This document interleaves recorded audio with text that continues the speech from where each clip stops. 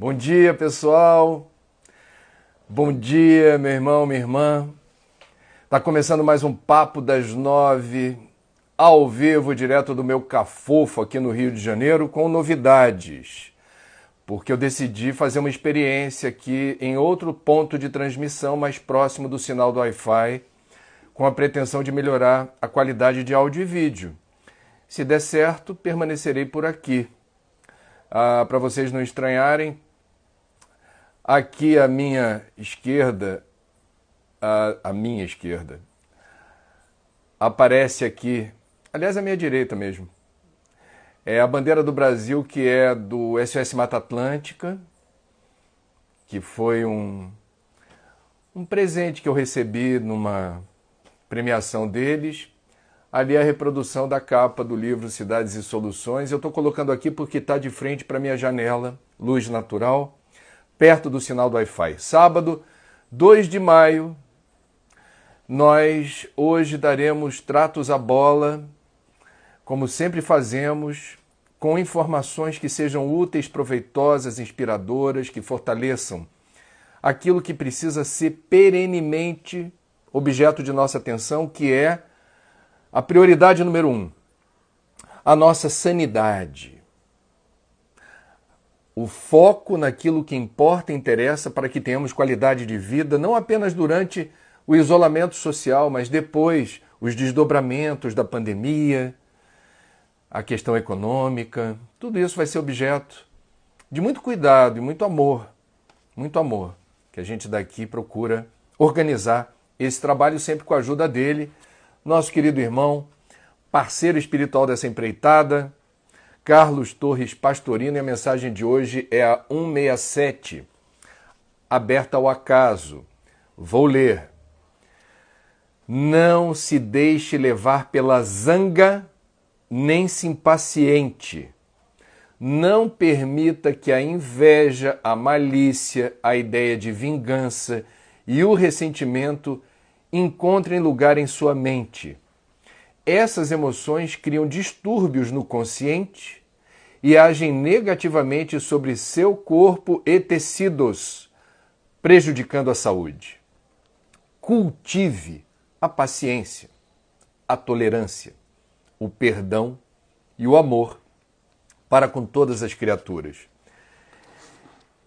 Meu feeling, cada um tem o seu. Eu vou compartilhar aqui o meu em relação a essa mensagem. Nós estamos vivendo tempos, não apenas no Brasil, mas aqui isso se irradia com muita força, de intolerância, desrespeito, agressividade e hostilidade. E isso gera uma psicosfera tóxica. Mesmo que a gente não se envolva diretamente nas quizilas e nas disputas alheias, este ambiente impregnado desses sentimentos negativos, de forma direta ou indireta, nos alcança. Razão pela qual a gente não deve replicar um elo na cadeia de transmissão de ódio, preconceito, intolerância, raiva. Favor não confundir isso com a justa indignação. Não somos passivos no universo, não somos passivos no planeta Terra, não somos passivos no Brasil. Temos o direito, eu diria o dever, de nos posicionarmos em relação às questões do nosso tempo. Penso, entretanto, e isso corrobora a sugestão de Pastorino, que é perfeitamente possível divergir, discordar, sem faltar com respeito e sem replicar o ódio e a intolerância. Entre outras razões, porque isso nos custa caro no campo psíquico, emocional, psicológico, fisiológico.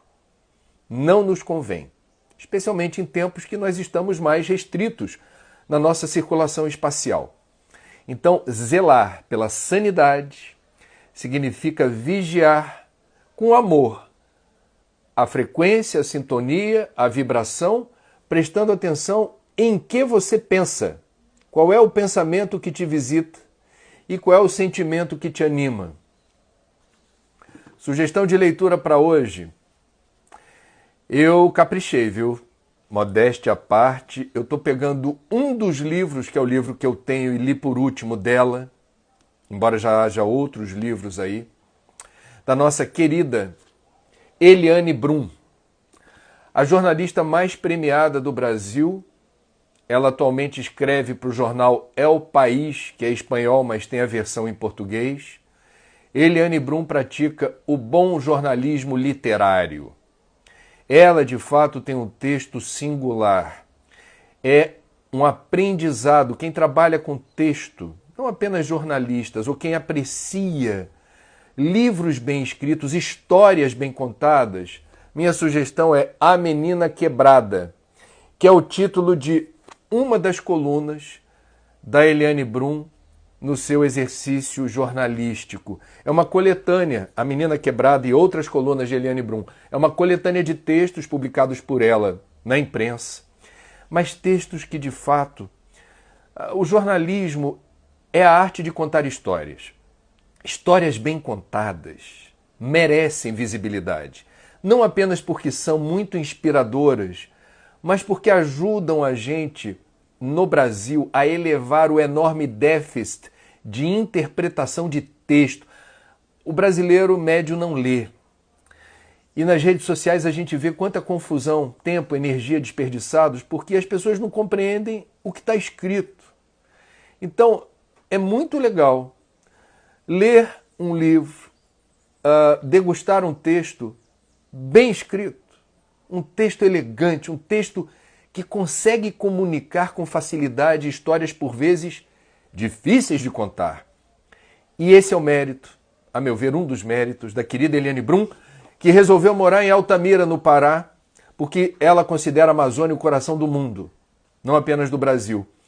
E ela explica maravilhosamente por que a Amazônia é o ponto, é o epicentro geográfico, humano, ecológico do mundo no resto desse terceiro milênio. Vale a pena saber por que ela pensa assim, tá? Bom, sugestão de doação para hoje. Sempre desde o domingo de Páscoa eu tenho aqui compartilhado sugestões de doação no entendimento de que o exercício da fraternidade, da solidariedade e da caridade, mais do que nunca, no enfrentamento da maior pandemia do nosso tempo, exigem de nós quem, cara pálida? Nós que temos algo para dar para alguém. Seja materialmente, seja um apoio emocional, um apoio espiritual, o que você tiver para dar. Saiba que muita gente está precisando. Minha sugestão é que vocês acessem o site de uma organização que vocês conhecem.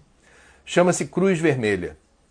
A Cruz Vermelha Internacional tem, em cada país, a sua organização local. E a Cruz Vermelha Brasileira está presente no combate às mazelas causadas pela Covid-19. Não precisa ser, se for ajuda material, uma fortuna. 10, 20 reais, 30 reais, cada um sabe do seu. Esse dinheiro chega bem. Esse dinheiro faz a diferença. Então, alegre o seu sábado fazendo uma ajuda importante chegar a qualquer organização que milite em favor dos mais necessitados. E a Cruz Vermelha está inserida nessa lista nobre de organizações voluntárias, filantrópicas, que chegam aonde a gente não chega, ou porque não tem esse conhecimento, ou porque a gente respeita a quarentena. Bom, vamos fazer o briefing de notícias antes de passar para as perguntas. Meu resuminho de hoje. A pandemia segue em frente no Brasil. Dados oficiais dão conta de que já superamos o número subnotificado, mais do que isso, de aproximadamente, já passou, de 90 mil casos confirmados de contágio. Provavelmente, ainda nesse fim de semana, poderemos alcançar até amanhã, é uma possibilidade, o emblemático número de 100 mil casos confirmados no Brasil e mais de 6.230 óbitos. Bom, desde terça-feira, foram mais de 5 mil casos por dia. Por que esse indicador é importante? Porque mostra a velocidade de contágio, confirmando os números oficiais do Brasil, as projeções feitas pela Imperial College de Londres, que eu citei o estudo ontem, que fez um levantamento de 48 países do mundo, como se desdobra a pandemia nesses quase 50 países. O Brasil aparece em primeiro lugar na velocidade de contágio. O índice é 2,8, ou seja, cada pessoa contagiada, ela circulando por aí, transmite rapidamente, no mínimo, para 3 outras pessoas, que vão transmitir para 9 outras pessoas, que vão transmitir para outras 27. Essa progressão geométrica se explica nos números oficiais do Ministério da Saúde. E nós estamos registrando mais de 400 óbitos diários. Ah, André, mas esse papo está baixo astral. Por que você está falando de morte, está falando de velocidade de contágio? Para sua proteção, permaneça dentro de casa. O Brasil está, nesse momento, registrando a velocidade de contágio dessa forma, colhendo a semeadura de 15 dias atrás. É o período, 14, 15 dias, que leva para o contágio pelo coronavírus se transformar num segmento da população em doença e se transformar em estatística oficial. Então, que os próximos 15 dias sejam diferentes de hoje. Ah, André, mas como é que a gente então achata a curva? Hashtag fique em casa. Não tem remédio ainda, não tem vacina ainda, o contágio é rápido, o vírus é agressivo. Eu estou encorajando você a permanecer em quarentena, se é que me entende. Esse é o jeito certo de enfrentar esse problema. A máscara reduz risco, mas a máscara não nos livra do risco de contágio. Nós já tivemos, apenas no estado do Rio, 35 profissionais de saúde que vieram a óbito, porque estão na linha de frente. Eu estou dando esse número porque respeitem os profissionais de saúde, façamos, sempre que possível, a justa homenagem, o necessário incentivo, o absolutamente indispensável estímulo para que médicos, enfermeiros, motoristas de ambulância, intensivistas, todo o staff ligado à área da saúde precisa da nossa ajuda e nossa coragem. A gente tem que fazer algo completamente diferente do que aconteceu ontem na Praça dos Três Poderes, quando enfermeiros em Brasília foram fazer uma manifestação silenciosa, endereçada a todos os níveis de governo, pedindo apoio à classe médica, que está sem EPI, está sem condições de trabalho, está passando dificuldades. Esse grupo foi barbaramente, grosseiramente hostilizado por pessoas que usavam as cores do Brasil, verde e amarela, estavam ali na condição de apoiadores do atual presidente e acharam por bem, o presidente não tem nada a ver com isso. Que eu saiba, não tem rigorosamente nada a ver com o que houve na Praça dos Três Poderes que eu estou narrando aqui.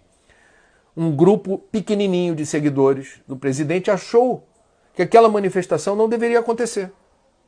E passou a hostilizar, xingar e quase agredir, as imagens estão aí, enfermeiros que estavam em silêncio realizando um protesto.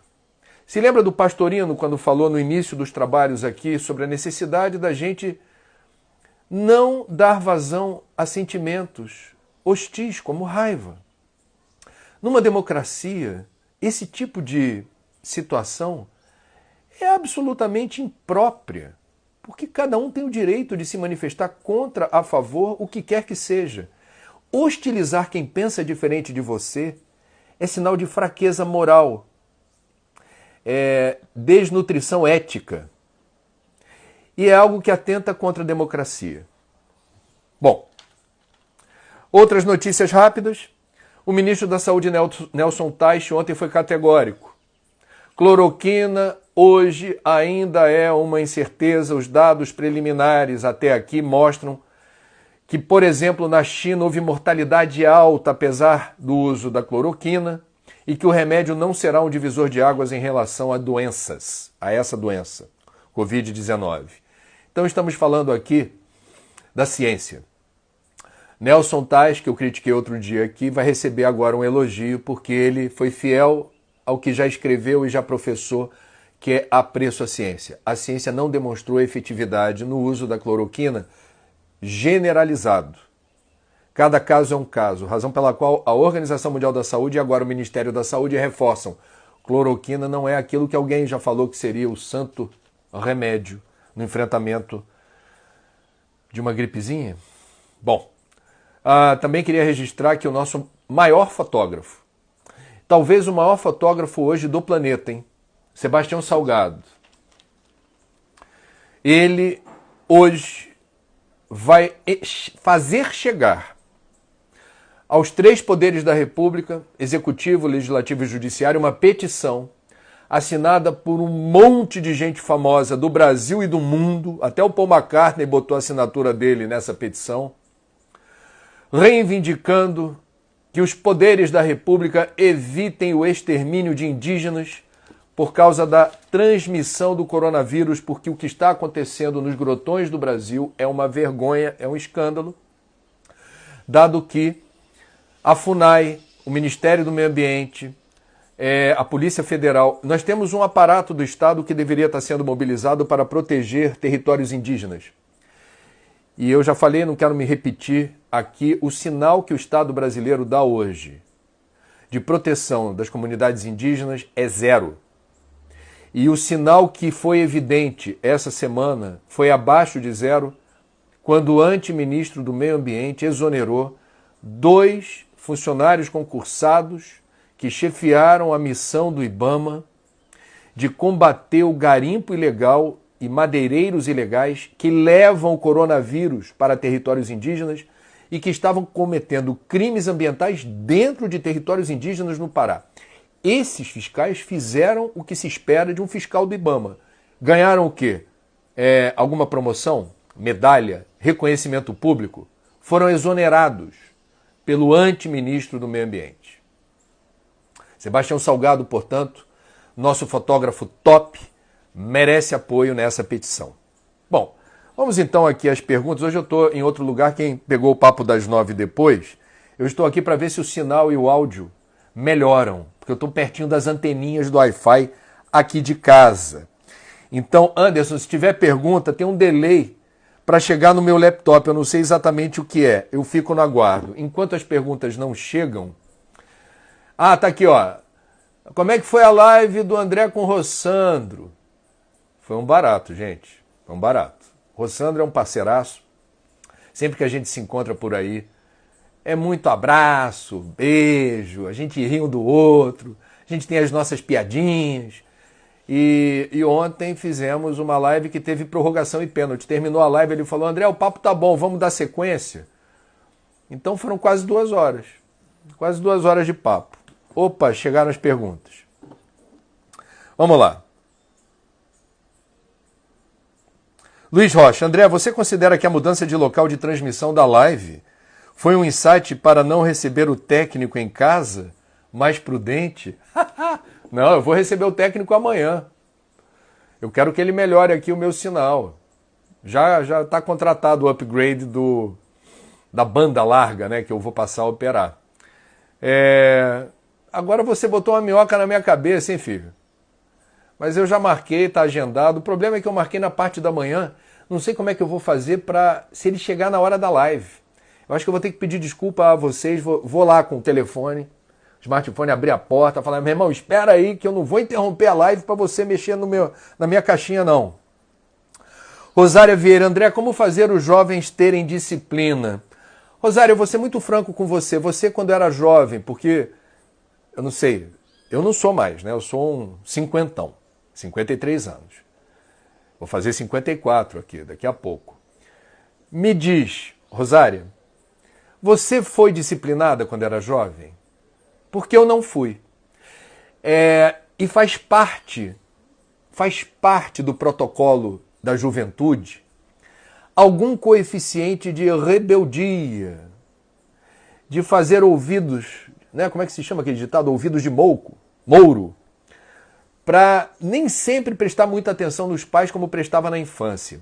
Aí você vai ficar horrorizada, vai dizer: essa juventude transviada. Penso eu, é apenas uma opinião, tá, Rosária? Eu vou responder a tua pergunta, mas vou começar pelo seguinte. Entenda que faz parte da natureza do jovem o exercício do distanciamento dos pais. Em algum momento ele descobre que o pai e a mãe não são perfeitos. E ele precisa construir sua autonomia de voo discordando, divergindo. Então é uma saudável, é importante a gente ter noção, a construção da autonomia passa pela divergência dos pais. Não é fácil, mas é necessário. Então, não exija disciplina absoluta, senão não será um jovem saudável. Jovem saudável tem que ter espaço, margem de manobra, para dizer, olha, eu não concordo com você não, pai. E o pai, em vez de repreender, dizer, ah, é? Por quê? Vamos conversar. Está ajudando o seu filho, sua filha, seu neto, sua neta a construir autonomia. Agora, vamos lá, o outro lado da moeda talvez seja isso que ensejou sua pergunta. Um jovem sistematicamente rebelde, desobediente, digamos, absolutamente afoito e com aversão a qualquer regra, ordem, qualquer coisa, vai merecer, digamos, uma resposta cuidadosa, amorosa, mas firme. Porque os filhos são tutelados, eles dependem dos pais. E esses filhos precisam entender que numa comunidade familiar, como numa sociedade, como num país, você precisa ter regra de convivência, senão é o caos, é a anarquia. E as regras passam, entre outros fatores. Por exemplo, Cláudia, minha mulher, em relação às filhas. Uma das filhas, nem vou entregar quem foi, num dado momento disse, eu estou absolutamente desinteressada do estudo, eu não quero, eu não acho importante ter nível superior, estudar em faculdade, eu estou pensando em outra coisa para a minha vida. Eu olhava assim perplexo e a Cláudia, olha, olhos de lince, é uma mãe, assim, fenomenal, no sentido de não deixar a bola quicando, não. Ela foi na lata, falou assim, você vai fazer da sua vida o que você tiver quando você alcançar idade para isso. No momento, quem manda aqui sou eu. Você vai para a escola e eu vou entregar para o mundo uma filha que vai ter nível superior, porque muitos não têm esse privilégio. Você tem essa oportunidade. Você não vai desperdiçar. O que você vai fazer com o diploma, se você vai trabalhar com isso, outra coisa, eu não vou me meter, é assunto seu. Mas você vai, sim, ter nível superior. Então,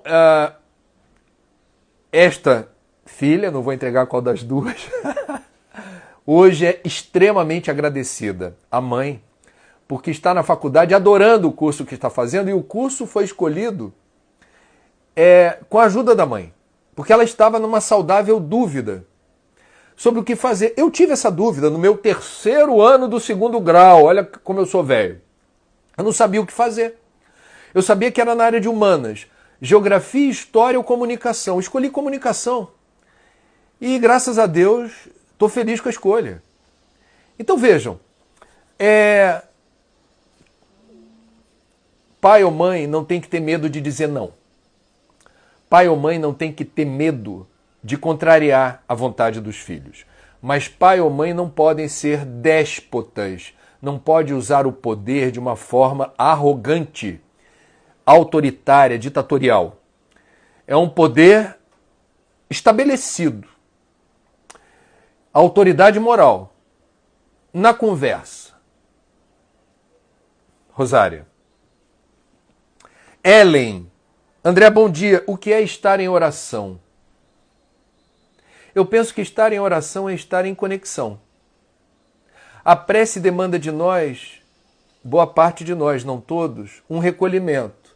Fechar os olhos para não haver estímulos sensoriais visuais. Nós somos muito imagéticos. O que a gente vai enxergando não deveria prejudicar a inspiração. Salvo se você estiver num lugar belíssimo que te inspira, e você olha e conversa com Deus. Eu gosto de, numa floresta, numa praia, na beira do rio, de olhos abertos, fazer essa conexão, essa louvação, né? essa gratidão de ter essa experiência. Agora, onde eu estou, por exemplo, no meu cafofo aqui, a hora da prece é uma hora que eu procuro fechar os olhos e com muita serenidade, a serenidade possível, deixar que o coração dite as palavras. Elas não precisam ser bonitas ou rebuscadas. A prece não precisa ser longa. Uma vez eu vi numa mensagem de um livro espírita tão bonitinho falando de um preto velho na época da escravidão. Um senhor que conseguiu chegar à terceira idade na condição de escravo. E era uma pessoa boníssima, com companhias espirituais maravilhosas. E ele chegava ao final do dia esgotado, porque mesmo na condição de idoso trabalhava para burro e de graça, por causa da escravidão. Era uma violência. E a mensagem dizia, ele chegava no final do dia com um cachimbinho e falava, boa noite, Senhor. Aquele boa noite, Senhor, era uma prece com começo, meio e fim. E era um momento de conexão. Percebe? Não tem um jeito certo de fazer uma prece. Tem o seu jeito. Importa que ele seja com coração. Bom, vamos lá. Márcia Regina, bom dia, André. Ontem você e Rossandro falaram sobre a questão da saúde mental. Fale-nos mais. Obrigada, foi sensacional. Bom, o que a gente falou sobre saúde mental? Entre outras coisas, a gente disse na conversa que essa é uma área desprestigiada nos cursos de medicina. É o primo pobre das faculdades de medicina, é a saúde mental.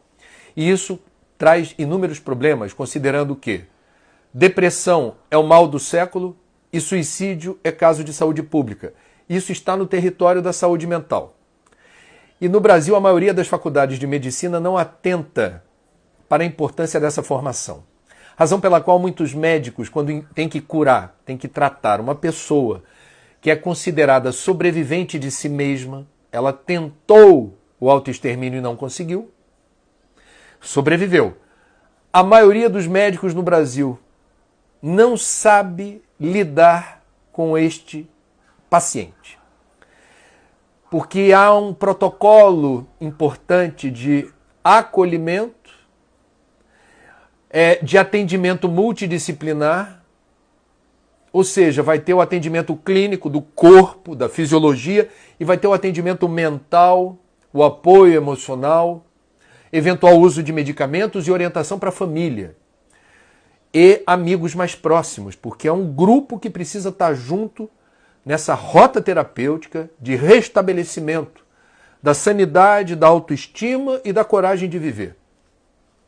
Então, esta foi uma questão que nós colocamos. Também colocamos ontem que não basta ter, é um avanço, os CAPs, né? Os Centros de Apoio Psicossociais. É um avanço. Mas é pouco. É pouco. A gente precisa ter, penso eu, os especialistas podem até me apresentar argumentos em contrário, mas eu entendo que o Brasil precisa ter, e a pandemia está ensinando isso para a gente, a importância da saúde básica, do médico de família, da visita do profissional de saúde à casa das pessoas, que passa a ter a fichinha de cada pessoa, mesmo que ela não tenha nenhuma doença. Mas você monitora e acompanha regularmente. Isso impede a evolução das patologias, a sobrecarga na ponta do sistema que é nos hospitais. Você previne a doença com saúde básica. E essa saúde básica precisa incorporar a saúde mental. Então eu sou médico de família, eu estou na comunidade da Rocinha, no Rio de Janeiro, vou fazer minha rota de hoje. Vou visitar 5 famílias. Estou com a ficha de todo mundo, sei o nome de todo mundo, estou acompanhando tudo. Chego lá e percebo que, ao contrário da última vez, alguém da casa está meio amuado, silencioso, triste. E, obviamente, eu fui treinado para isso. Eu vou fazer uma espécie de anamnese rápida ali, tentando sondar o que está acontecendo e, eventualmente, eu terei a suspeita de que se trata de uma depressão leve, moderada ou severa. Isso salva vidas. Isso é saúde com S maiúsculo. Bom, vamos lá. Lu Costa, André, acredita que estamos no caminho da resolução e do tratamento mais efetivo contra a Covid? Eu não tenho dúvida disso, nesse momento existem, vamos lá, inúmeros laboratórios disputando quem será o desenvolvedor, que é uma palavra que faz sentido em inglês, né? O inventor do primeiro coquetel de medicamentos ou do primeiro medicamento bom para enfrentar o novo coronavírus. Há 90 diferentes grupos de trabalhos científicos espalhados pelo mundo tentando descobrir a vacina. Então, em bom português, Lu Costa, isso vai passar, a gente vai ter remédio e a gente vai ter vacina. Não há dúvida disso. Não dá para precisar quando, mas não há dúvida de que vai chegar. João, Thaís e Clarinha. Opa, 3 em 1 aqui na pergunta. Obrigado pela família que nos acompanha. Oi, André, como vê o budismo como complemento ao nosso espiritismo? Olha, eu não sou propriamente um especialista em budismo, mas eu tenho uma enorme simpatia, particularmente pelo budismo tibetano. João, Thaís e Clarinha, eu tive a chance de entrevistar a Sua Santidade o Dalai Lama numa das vindas dele ao Brasil. Eu fiquei muito tocado pela altivez espiritual e pela luminosidade desse homem. E eu cheguei a ler alguns livros da filosofia budista. Então, você me pergunta onde há encontro e conexão. Eu acho muito interessante a maneira como budistas e espíritas aprendem com o desapego. Desapego é uma palavra-chave na teologia ou na cosmovisão budista. Desapego. E os espíritas sabem que evolução espiritual passa pelo desapego. Desapego não é desinteresse, não é exercitar desimportância.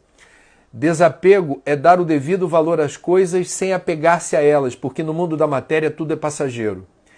Então budistas e espíritas sabem que quem se apega à matéria sofre muito. E mesmo os nossos entes queridos estão de passagem pelas nossas vidas. Quanto mais apego eu tiver pelos entes queridos, mais sofrerei quando chegar a hora deles partirem. Razão pela qual a gente precisa, e isso não é fácil no nosso nível evolutivo, a gente precisa não ter nenhum pudor, constrangimento de amar. Mas a gente vai entender que aquele amor, ele resiste e sobrevive à morte. Portanto, quando o ente querido não está mais pertinho, esse amor não deixa de existir, nem o ente querido. Então, budistas e espíritas convergem nessa direção. E há outra palavra-chave na cosmovisão budista que eu admiro muito, que é impermanência. Ou seja, a confirmação de que nada é, tudo está, razão pela qual eu não vou me apegar ao momento presente, porque daqui a pouco ele não é mais o momento presente. Eu tenho a capacidade de acompanhar a dinâmica da vida, da Terra, do universo. E eu sigo junto, né? Aliás, olha que legal a pergunta que você fez, que eu achei inusitada e interessante, remete a um livro do nosso querido Carlos Torres Pastorino, do Minutos de Sabedoria, já desencarnado, ditou para o médium Divaldo Pereira Franco um livro chamado Imortalidade e Impermanência. Conexão total entre espiritismo e budismo no conceito da palavra impermanência. Aliás, tem você que deve conhecer, né, João? João, Thaísa e Clarinha. Primeira pergunta coletiva aqui de uma família, obrigado. Você deve conhecer aquele exercício, me corrija se eu estiver enganado, de monges budistas, de uma determinada linha do budismo, que você passa semanas ou meses fazendo desenhos com areia colorida, né? Vários monges ao mesmo tempo vão montando uma obra de arte, até que o superior, no momento que o superior, né, o professor das lições do budismo chega e ele esfarela tudo, mistura a areia toda, ou pede para os monges fazerem isso. Ok, muito obrigado, bom dia, podem desfazer tudo isso. Qual é a lição que está embutida aí espiritual? Penso eu, que eu não sou expert nessa filosofia. Mas é o exercício do desapego. Aquilo que justificou tanta atenção, emprego de tanto tempo e tanta energia durante tantas semanas, agora virou nada. E a vida segue. E eu estou aqui. Eu gostei de ter feito, eu jamais esquecerei essa obra que está guardada onde deve, naquele refúgio onde as traças não corroem. Agora, no mundo da matéria tudo passa. É muito bonita essa leitura do budismo, bem importante nos dias de hoje. Bom, vamos lá. Cláudia Barros, André, o que você faz ou fala para aquelas pessoas, vizinhos ou pessoas que estão no mercado, que não respeitam seu espaço e falam perto de você sem máscara e sem pudor? Tenho treinado meu olhar de reprovação. E você? Eu fujo de perdigoto como o diabo da cruz. Uma pessoa sem máscara perto de mim falando, eu rapidamente dou um passo atrás. E posso até... Isso não me aconteceu ainda, graças a Deus, por onde eu tenho circulado. As pessoas estão usando máscara. Os supermercados estão muito atentos aqui no Rio de Janeiro em relação a isso. As profissionais que trabalham na caixa registradora têm uma tela de proteção na frente transparente. Estão usando máscara e conversam com a gente sem risco de haver projeção de perdigotos, fluidos, né? Agora, se acontece, não dá mais, você não pode ficar pertinho pagando para ver, não. Numa dessa você pega o vírus, sério. Então, cada um no seu quadrado. Ontem, por exemplo, eu tive a bênção, se a Cláudia, minha mulher, estiver ouvindo, obrigado pelo almoço delicioso que você fez ontem. Pela primeira vez em 1 mês e meio a gente almoçou junto. Um em cada canto da mesa, porque eu não posso representar risco para minha mulher. Eu estou numa atividade considerada essencial, que é o jornalismo, e estou na linha de frente em contato com pessoas com máscara, mas estou em contato. E ela fez um almoço delicioso. Hoje tem repeteco. A gente resolveu criar um protocolo seguro do ponto de vista do contágio, mas sem que eu represente risco. Né, meu amor? A gente está descobrindo caminhos. Então, que a gente faça, cada um de nós, a sua parte para se proteger. Especialmente das pessoas queridas e amadas, porque involuntariamente elas podem significar risco. Isso não faz sentido. Amor não combina com isso. Bom. O Fausto Bartoli diz: sou espírita, André. O budismo é uma sabedoria muito mais antiga, antes de Cristo. Temos muitos aspectos a aprender com o budismo, principalmente a meditação. É verdade. Agora, se me permite, eu vou pegar carona na sua questão, está bem colocada, para lembrar que nós temos a aprender rigorosamente com todas as tradições, sem exceção. Eu vou compartilhar aqui muito rapidamente o meu aprendizado com os islâmicos, tão estigmatizados por Hollywood. Todo filme de super-herói tem um terrorista que é islâmico, o que é lamentável, porque existem os terroristas cristãos. Os cristãos dos Estados Unidos que pertencem a organizações extremistas radicais já explodiram prédios, já realizaram atentados. Bom, então vamos lá. O que me comove no islamismo? O momento em que eles, horinha certa, em vários momentos do dia, precisam fazer um gesto de submissão na direção de Meca. Eles têm uma bússola e fazem essa reverência a Maomé e a Deus, né? Eu já vi isso acontecer na rua, já vi isso acontecer em aeroportos. É mais fácil ver isso fora do Brasil, e eu já vi isso fora do Brasil. E eu fico comovido porque o gesto de devoção deles me faz lembrar do meu Deus. E o gesto, que é o Deus deles, é o nosso Deus, mas a maneira como eles publicamente se posicionam nessa deferência à divindade, me faz lembrar da divindade, me faz lembrar de Deus e como é importante a gente se sensibilizar e se deixar tocar por esses gestos. Eu fico muito tocado quando vejo isso. Da mesma forma, evangélicos americanos, principalmente evangélicos americanos, ritualizaram. Antes de qualquer refeição, você pode estar morrendo de fome, o que você faz? Uma prece de agradecimento pelo alimento. É um gesto simples. É um gesto que não está considerado como importante no sentido ritualístico na doutrina espírita. Mas eu, como espírita, acho lindo e pertinente agradecer ao alimento antes de ingeri-lo. E agradeço a Deus por colocar essas pessoas na minha frente, às vezes num bandejão, num lugar público. A gente vê a pessoa, não importa quantas pessoas estão ali, ela agradece a Deus. É lindo, é lindo. Edilce Fernandes, você vai estar no Jornal Nacional hoje? Que isso, Edilce? Eu estou na escala de plantonistas, revezamento. Deixa eu descansar um pouquinho, já foi semana passada. A gente está ralando para burro. Globo News, TV Globo, ao vivo, gravado. CBN todo dia. Não é assim não, não é assim não. Bom, Arlene Rocha, insisto, André, esse momento de caos tem a ver com Exilados de Capela? Tire essa minha dúvida, por favor. Exilados de Capela é um livro escrito por Edgar Armond que mostra em outro planeta habitado, os espíritas afirmam a existência de mundos habitados, um mundo mais evoluído tecnologicamente, cientificamente, mas houve um expurgo da parcela da humanidade nesse planeta que não se encontrava evoluída ética e moralmente no momento chave de transição vibracional desse planeta.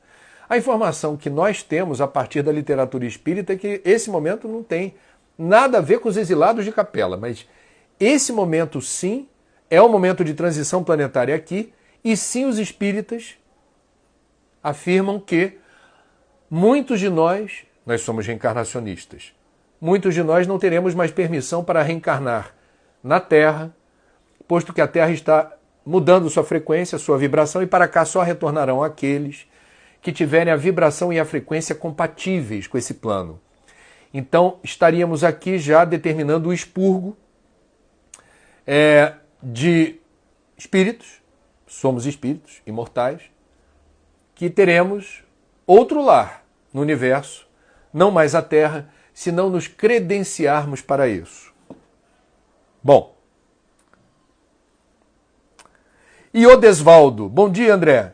Esse vírus pode ter sido produzido no plano espiritual inferior? Eu não faço a menor ideia de onde esse vírus veio, mas ele não veio sem o consentimento, o sinal verde, a autorização formal de Deus. Eu, sinceramente, acho, e Odesvaldo, que o que a gente chama de mal traz embutido um bem. Toda e qualquer experiência dolorosa, toda e qualquer experiência sofrida traz embutida uma perspectiva de evolução quando a gente faz a leitura certa dos acontecimentos. Cuidado para não ficar, um cuidado muito respeitoso, nesse compasso binário bem mal. Isso é bem, isso é mal. Isso é do bem, isso é do mal. Porque, mais uma vez evocando os espíritas, o mal não existe, o que existe é a ausência do bem. Todos nós estamos rumando na direção da luz. A luz aí simbolicamente expressa a perfeição. Uma condição espiritual desprovida de qualquer sentimento negativo como ódio, rancor, ressentimento, mágoa, inveja, cobiça, ganância, vaidade, exacerbados. Então, não é simples a gente explicar segundo o nosso entendimento, com base nas filosofias ou na filosofia onde a gente se assentou. Que não é tão simples assim. Ah, esse vírus está matando muita gente, é do mal. É do mal? A gente já falou tanto aqui da resposta que a natureza dá para agressões. Aí a culpa é da natureza?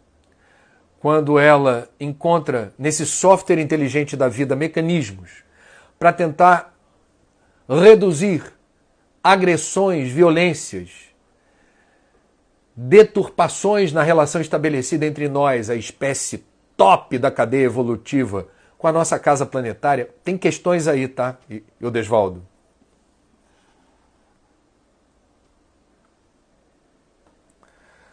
Vamos lá. Liz Vilaça, André, bom dia, sou fã do Papo das 9, te vi na live com o Rossandro ontem, queria saber, você dorme? É claro que eu durmo. Ué, durmo. Hoje não consegui dormir tudo que eu queria porque hoje é dia de feira livre. O Rio de Janeiro proibiu feiras e agora liberou de novo. Aí tem um movimento aqui embaixo, um zum, zum, zum, que começa de madrugada. Eu, naturalmente, não vou à feira, porque eu não quero aglomeração e eu não quero correr riscos. Quando eu preciso ir em algum lugar, eu vou num mercado que eu escolho o dia e o horário para ir. E se tiver cheio, eu não entro naquele momento. Edilce Fernandes, André, o que você tem a dizer de espíritos obsessores? Jesus praticava a cura? Vamos lá. O que os espíritas chamam de obsessores são companhias espirituais que não facilitam a nossa vida. Esses obsessores podem ter origem em alguma desavença do passado, somos reencarnacionistas, reencontram a gente em outra pele, em outra carcaça, e conseguem encontrar espaço para nos perturbar porque nós deixamos a retaguarda aberta pela nossa culpa. A nossa consciência aponta uma relação de dívida com alguém a quem prejudicamos no passado. Eu estou resumindo criminosamente o capítulo da obsessão.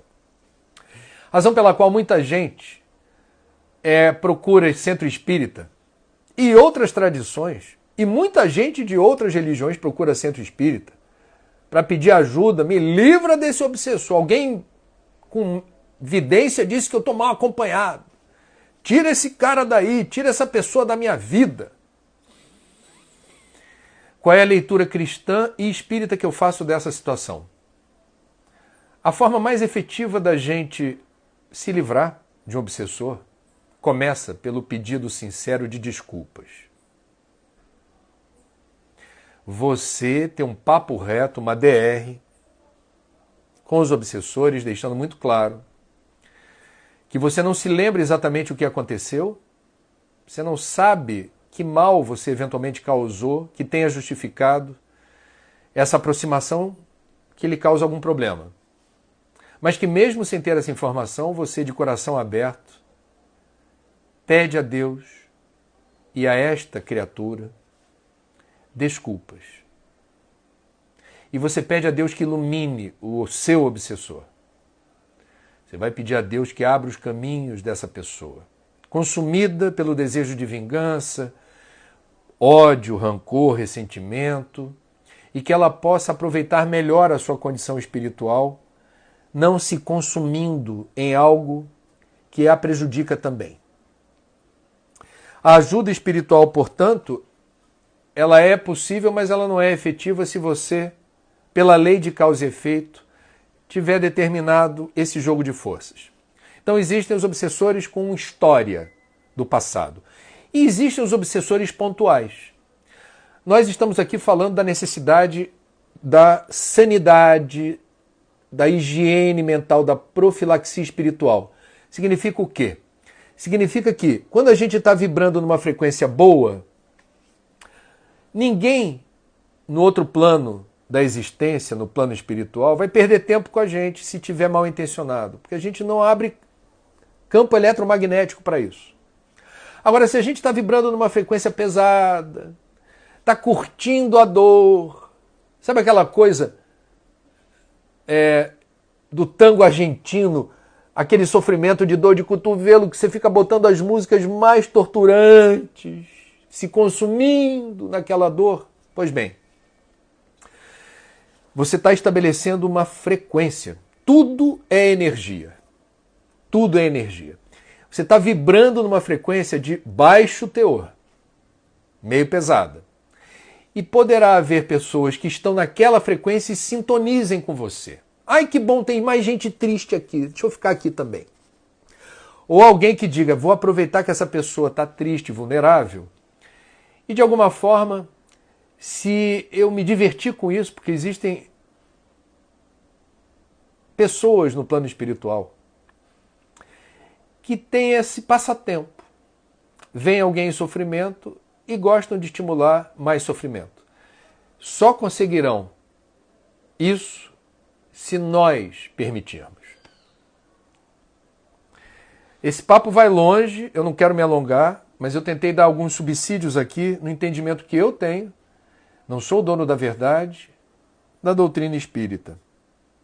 E sim, Jesus praticava a cura, mas Jesus praticava a cura dentro de um projeto pedagógico, assim, de percepção de que havia talvez chegado o momento de livrar a criatura daquele fardo e sinalizar para os apóstolos como a ação da vontade determina a qualidade da nossa psicosfera. Tem uma passagem do Evangelho, a Cláudia, minha mulher, está estudando agora isso, outro dia a gente conversou sobre esse assunto. Uma passagem que me toca muito, que é uma pessoa demoniada, né?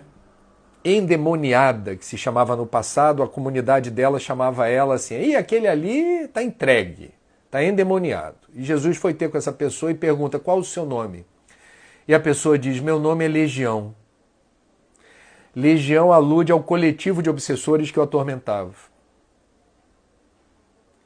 E Jesus o livra, segundo as Escrituras, desse tormento e desse flagelo. Então, respondendo à sua pergunta, sim, Jesus manifestou processos de cura, dado que é um espírito crístico, é um espírito puro. Não é magia, não é milagre, é o exercício soberano das faculdades espirituais que ele, nessa condição, possui. E o fez porque entendeu ser o momento. Bom.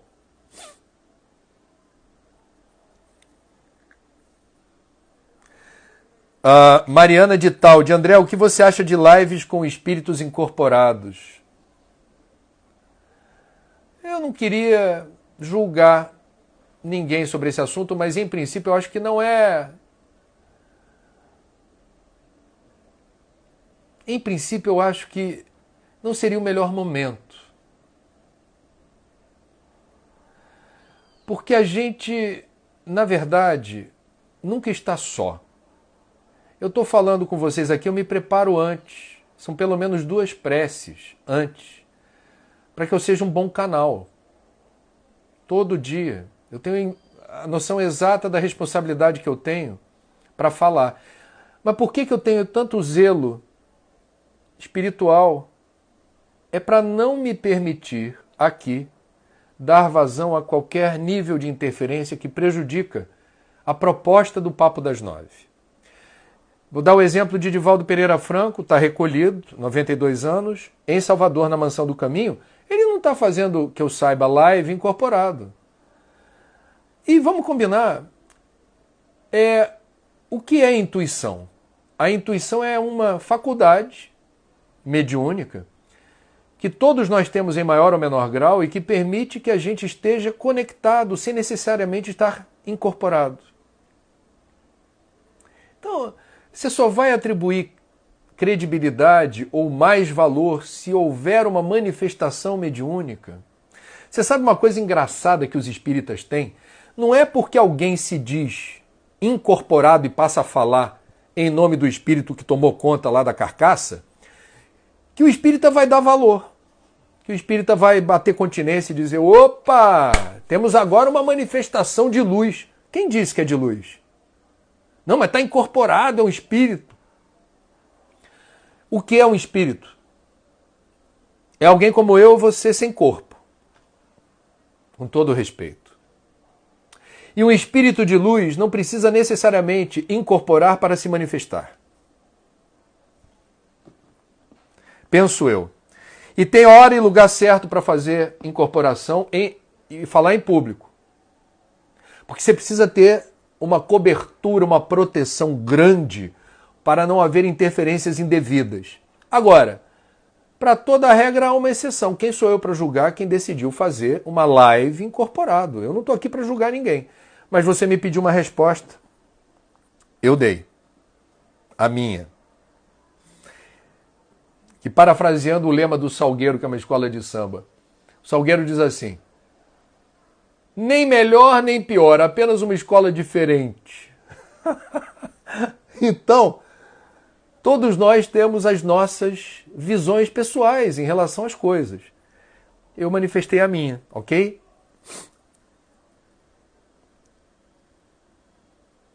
Ai, nossa, quanta pergunta, gente. Eu vou responder mais rápido. Vamos lá. Nossa, tanta pergunta. Apoliana de Campos, Norte Fluminense, queria saber informações sobre o óleo derramado no litoral brasileiro, que a gente não recebeu mais informações sobre isso. É verdade, Poliana, eu também não tenho informações. Né? Será que deixou de ter óleo no litoral ou deixou de ser notícia ter óleo no litoral? Boa pergunta. Vamos lá. Lia Ralais, como está sendo feita a política sanitária nas comunidades indígenas e a notificação dos casos nos territórios indígenas?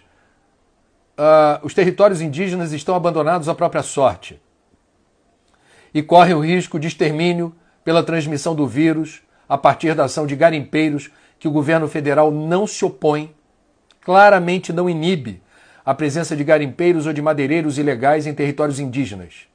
Claramente. Está claro isso. Pelas exonerações e demissões que tiveram lugar depois da última operação no Pará. Bom, Oscar Malta, André, o que os condomínios podem fazer para diminuir os custos da administração? O meu só aumenta. Gestão eficiente. Um bom gestor, um bom administrador. Se está tendo gastos acima do desejado, tem que ter corte. Orçamento implica um orçamento sadio, que fecha o mês no azul, demanda gestão eficiente. Não tem outra palavra, Oscar, não tem milagre.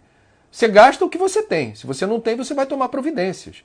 Eu vou desligar um elevador, eu vou economizar, estou gastando muito com consumo de água.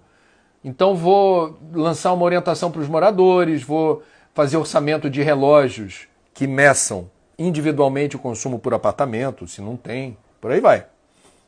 Vamos lá. Márcio Amaral, André, tem alguma informação sobre anticorpos neutralizantes e imunidade permanente em quem já teve a Covid? Pelo contrário, a Organização Mundial da Saúde já afirmou que não há evidências de que quem tenha contraído a Covid e se curado esteja imune a um novo contágio. O que não há é certeza sobre se o novo coronavírus, reincidindo num novo contágio em quem se curou, tenha carga viral para determinar um novo abalo forte no organismo, se a pessoa não for assintomática. Ok? Vilela Machado. Pelas previsões das autoridades de saúde do Rio, poderão vir a autorizar a decretação do lockdown? Eu comentei isso ontem, Vilela. A minha percepção é de que existe uma distância, inclusive no Rio de Janeiro, onde o secretário estadual de saúde defendeu o lockdown, entre governantes, os tomadores de decisão e os seus técnicos na área da saúde. Do ponto de vista estritamente técnico, provavelmente já era para ter lockdown nos estados do Amazonas, Ceará, Rio de Janeiro, Pernambuco e talvez São Paulo. Cada caso é um caso. Tem que ter uma soma de dados aí para você tomar a medida mais severa e rígida. No caso específico do Rio de Janeiro, o secretário de Saúde do Estado essa semana não deixou dúvida. Para ele, o uso de medidas mais firmes, restritivas, deveria ter lugar. Mas tanto o prefeito do Rio quanto o governador do Estado do Rio não dão sinais de que estejam propensos a fazer isso. Politicamente temem desgaste. Olha a política aí, às vezes atritando com recomendação técnica, baseada em ciência. Raquel do Rio de Janeiro, bom dia, André. O ministro da Saúde disse que não será o número de mortos que definirá quanto ao isolamento. O que esperar desse tipo de atitude? Deixa eu ser honesto aqui com você. em relação a esse tema. Tenho minhas críticas em relação ao ministro da Saúde, mas nesse quesito, da forma como você formulou a pergunta, ele está certo. O número de óbitos é apenas uma das variáveis que determinam o estabelecimento de medidas mais restritivas. Você pode ter um número de óbitos relativamente alto, mas você pode estar numa cidade como São Paulo, que é o estado mais populoso do Brasil e a maior cidade do Brasil, a capital, o número de óbitos pode ser grande em números absolutos e pequeno em números relativos. E você pode ter muita disponibilidade de leito para atender as pessoas. Nesse sentido, o ministro está certo. Eu não vou me fiar só no número de mortos. Existem outras variáveis que eu preciso considerar, percebe? Sandra Duarte, André, você já leu o livro A Realidade de Madhu? Se leu, o que achei? Não li. Depois me diz por que eu deveria ler. Marcela Lins, o que acha dos sonhos noturnos? Acredita nas mensagens passadas neles? Não é uma questão de crença. A psicologia explica, não é a única explicação, mas a ciência psicológica mostra que através dos sonhos nós estamos permitindo a manifestação do inconsciente de forma mais ou menos literal ou bem simbólica e metafórica de questões que chamam muito a nossa atenção e nos afetam. Então os sonhos são recados, os sonhos são informações úteis para o nosso autoconhecimento. E algumas tradições espiritualistas, o espiritismo também, afirma que quando a gente deita cansado, com sono e dorme, quem precisa do refazimento do sono é o corpo físico, não é o espírito. E o espírito não tem o que fazer durante as horas de sono dentro do corpo.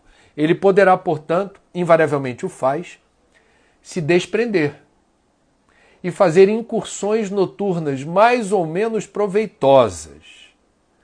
E na volta ao corpo, é possível que você registre de forma literal ou metafórica, porque você fazer o encaixe de outra dimensão, que é o plano espiritual, volta para o corpo, o software do corpo, né?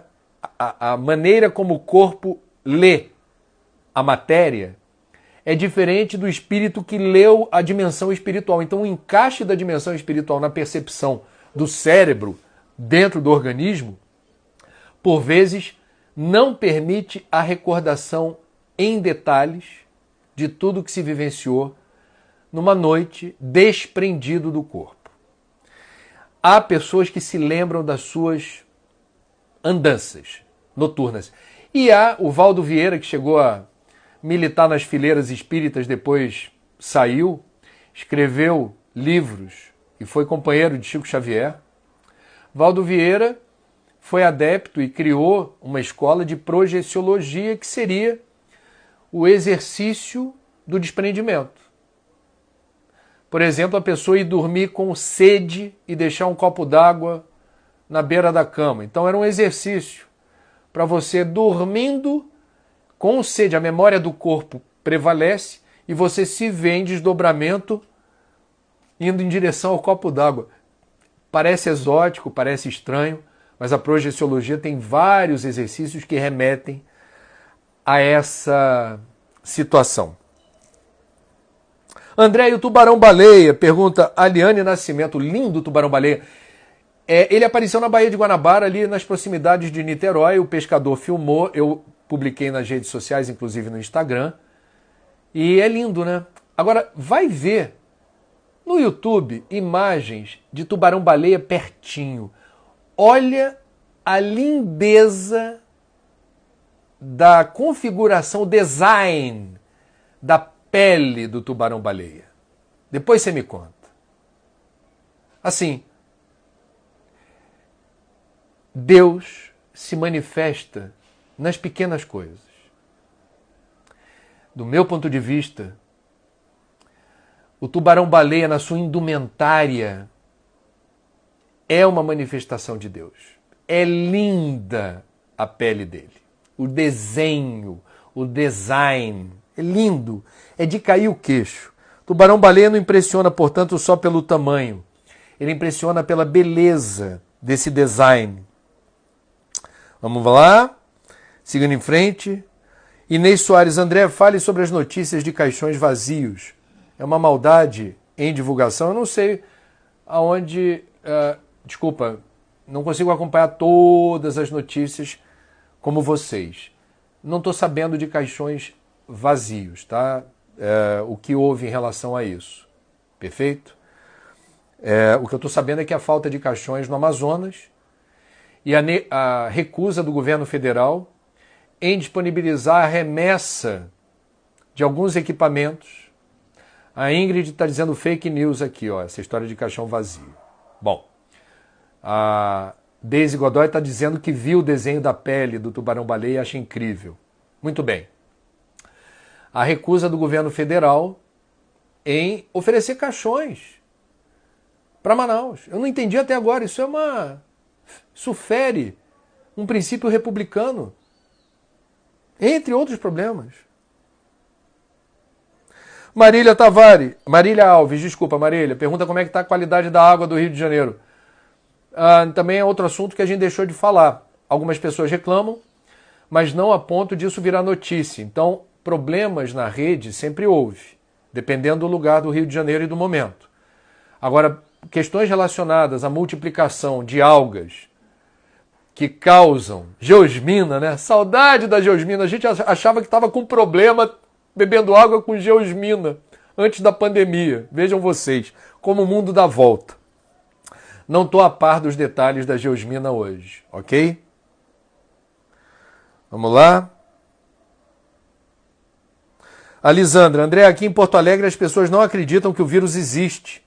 As comunidades estão fazendo festa. É curioso porque ontem uma pessoa que eu reputo como séria compartilhou dados sobre como Porto Alegre conseguiu fechar abril com o mesmo número de leitos ocupados de pessoas que deram positivo para a Covid-19, o que é uma excelente notícia do ponto de vista da contenção.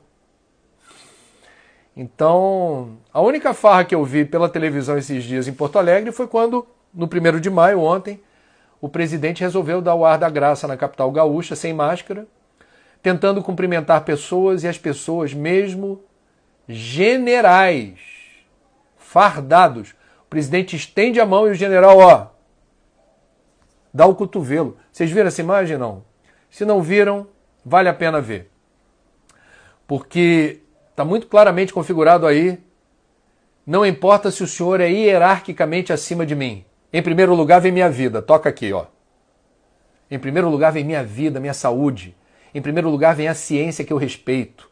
Em primeiro lugar vem o cuidado que eu estou tendo de seguir as recomendações da Organização Mundial da Saúde e do seu ministro da Saúde. Ó, toca aqui.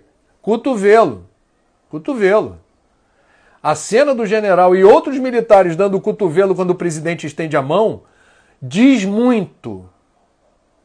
É muito emblemática desse momento. Bom.